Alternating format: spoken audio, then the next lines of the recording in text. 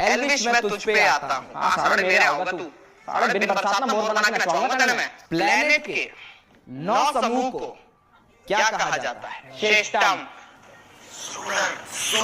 Solar system.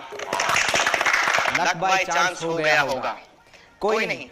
अगला सवाल, जानवरों और एक प्लांट के समूह को क्या कहा जाता है? सिस्टम। इकोसिस्टम।